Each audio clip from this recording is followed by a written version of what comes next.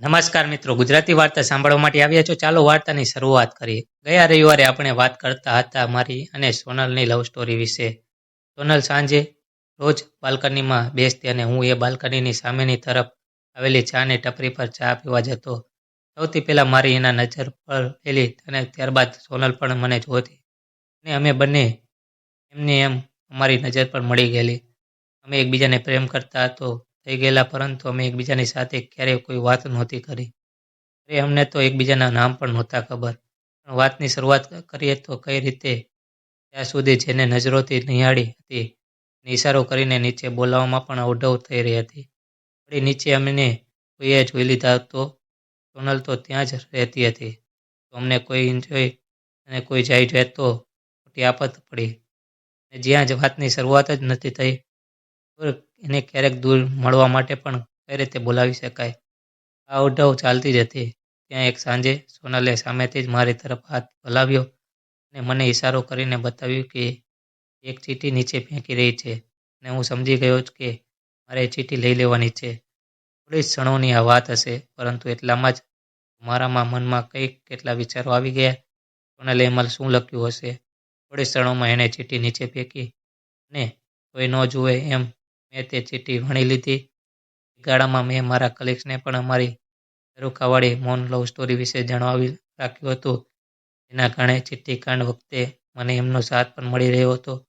ચિઠ્ઠી હાથમાં લઈને મેં એને સ્માઇલ આપી અને દોસ્તો સાથે મારતે ઘોડે ઓફિસ પહોંચ્યો. ચિઠ્ઠીમાં સોનલે માત્ર એનું નામ લખેલું હતું અને નામની સાથે લખ્યો હતો એનો નંબર. પહેલો તો મને થોડો ગભરાટ અને ખચકાટ થયો અને ડર પણ લાગ્યો.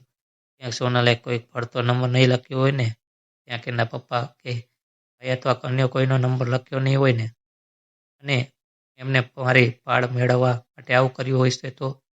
થોડી વારમાં કેટલાય વિચારો આવી ગયા, પરંતુ સોનલની જે સ્માઇલ પર મને ઘણો ભરોસો હતો, એટલે મેં એ નંબર પર મેસેજ કર્યો અને મારી રાહ જોઈને એ જ બેઠી હતી.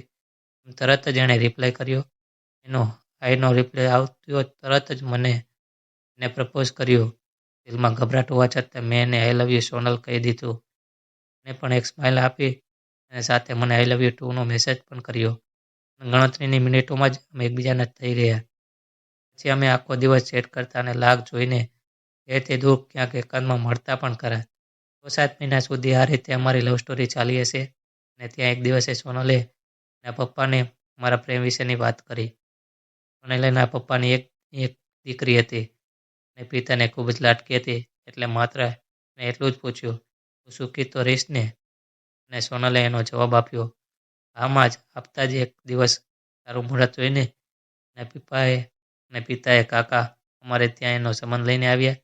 જોકે મેં પણ અમારા ઘરે કહી દીધેલું રાખેલું કે અમારે કાંઈ પણ લવ મેરેજ બાબતે કોઈ પ્રશ્નો કે વિવાદ નહોતો, એટલે અમારે ત્યાં સોનલના પિતા અને કાકાનું ખૂબ જ સ્વાગત કરાયું અને અમારા સંબંધો નક્કી કરાયા. 1 મહિનાના ગાળામાં અમે પરણી ગયા. તો આ હતી અમારી લવ સ્ટોરી. મજા આવી. આવી જ વાર્તા સાંભળવા માટે ચેનલને સબસ્ક્રાઈબ કરજો મિત્રો. ધન્યવાદ.